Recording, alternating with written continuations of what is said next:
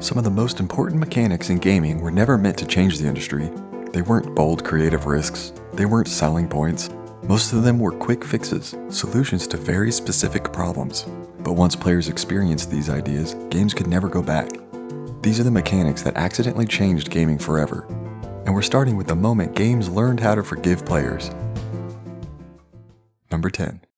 When one mistake meant it was over. Early arcade games were brutal to say the least. A single failure often ended the entire session, forcing players to restart from the beginning with nothing to show for it. Space Invaders introduced a limited number of lives, giving players multiple chances to recover from failure, not as an act of generosity, but as a way to keep players engaged just long enough to insert another coin. But that small adjustment changed how difficulty functioned. Failure became instructional, not terminal. Players could learn enemy patterns, improve reactions, and push a little farther each attempt. Lives and continues spread rapidly across arcades and early consoles, creating space for mastery instead of perfection. For decades, progress wasn't measured by winning, it was measured by how far you could get before running out of chances. Number 9. Before this, long games demanded your entire afternoon. Early console titles either relied on password systems or forced players to complete everything in a single setting.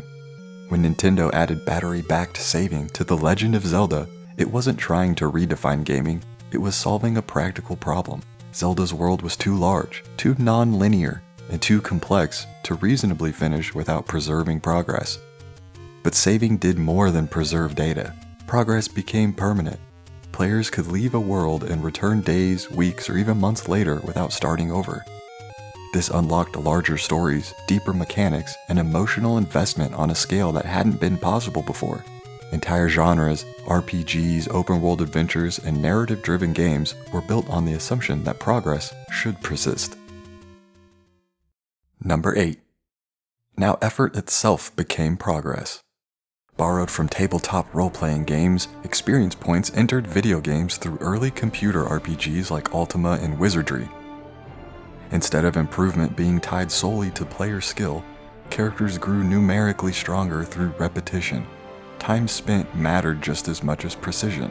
This reframed motivation. Progress was no longer binary, win or lose. Every encounter contributed to growth.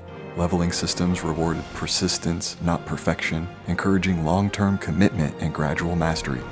Over time, this mechanic escaped the RPG genre entirely, influencing shooters, action games, and MMOs. Anywhere progress could be measured, experience systems followed. Number 7. Shooters used to punish every mistake. Before Halo, taking damage meant hunting for health pickups or restarting after failure. Bungie introduced regenerating shields to maintain combat flow, allowing players to recover automatically after avoiding damage for a short time. This wasn't about accessibility, it was about momentum, and it changed FPS expectations forever. Downtime disappeared, encounters became continuous instead of fragmented. Combat design shifted away from attrition and towards positioning, timing, and movement. Regenerating health allowed players to stay engaged without breaking immersion, and the mechanic quickly spread across the genre. Number 6. At this point, players stopped getting lost. Rally X introduced one of the earliest on-screen minimaps, giving players a real-time overview of enemies and objectives. Originally, it existed to reduce confusion in maze-like environments where disorientation under pressure could feel unfair. But this small interface element changed spatial awareness completely. Orientation replaced memorization. Players could make decisions based on information rather than guesswork. Minimaps evolved into a near-universal design tool, shaping how players interpret danger, objectives, and navigation. From open-world exploration to competitive shooters, this mechanic redefined how information could be delivered without breaking immersion. My leg! Number 5. Now combat didn't have to be the goal. Metal Gear challenged the assumption that success required constant confrontation. Instead, it rewarded avoidance, awareness, and patience. Enemy vision cones, alert states, and limited resources forced players to think strategically rather than aggressively. This reversed the traditional power fantasy. Restraint became skill. Stealth mechanics evolved into full systems built around tension and planning, influencing countless franchises. The idea that avoiding conflict could be more effective than winning it reshaped how games approached pacing, challenge, and player agency. Number 4. Finding the quest used to be the hardest part. Before World of Warcraft, large-scale games relied on vague directions, environmental clues, or dense text descriptions. While this encouraged exploration, it also created friction, especially in massive worlds where time investment was already high. Blizzard introduced clear visual quest indicators to reduce uncertainty. This wasn't meant to remove discovery, it was meant to remove confusion. Quest markers shifted the focus from locating content to experiencing it. Over time, this clarity became expected rather than optional. Open-world games across genres adopted similar guidance systems, reshaping navigation, pacing, and player patience around accessibility rather than obscurity. Number 3. When words started to matter. Fallout treated dialogue as more than exposition. Conversations were shaped by player stats, reputation, and prior decisions, allowing interactions to branch in meaningful and sometimes irreversible ways. Even character intelligence could drastically alter outcomes. This gave players narrative ownership. Dialogue became action. Fallout's system shifted storytelling away from linear scripts and towards reactive worlds. It proved that player choice could be just as impactful as mechanical skill, influencing generations of RPGs that followed. Number 2. Now players learned without being told. Instead of manuals or on-screen instructions, Super Mario Bros. Used enemy placement, spacing, and level flow to teach mechanics organically.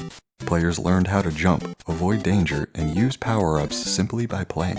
Learning became almost invisible. Understanding felt natural. By turning level design into instruction, Super Mario Bros. Established a design philosophy that transcended genre. Developers realized the best tutorials don't interrupt gameplay. They are gameplay. This approach continues to shape how games onboard players today. Number 1. When big worlds almost collapsed under their own size. Ultima 4 introduced systems that allowed players to bypass long-distance travel after locations had been discovered. At the time, this was a practical solution to prevent fatigue in an expanding world, but convenience became necessity. Momentum mattered as game worlds grew larger. Fast travel transformed from optional to foundational. It preserved pacing, respected player time, and enabled vast maps without overwhelming players. Today, its absence feels intentional rather than outdated, solid proof of how completely it reshaped our expectations. These mechanics didn't start as revolutions, they started as solutions. But once us players experienced them, games could never go back. If you enjoyed this dive into gaming history and the ideas that shaped it, consider subscribing. I'll see you next time.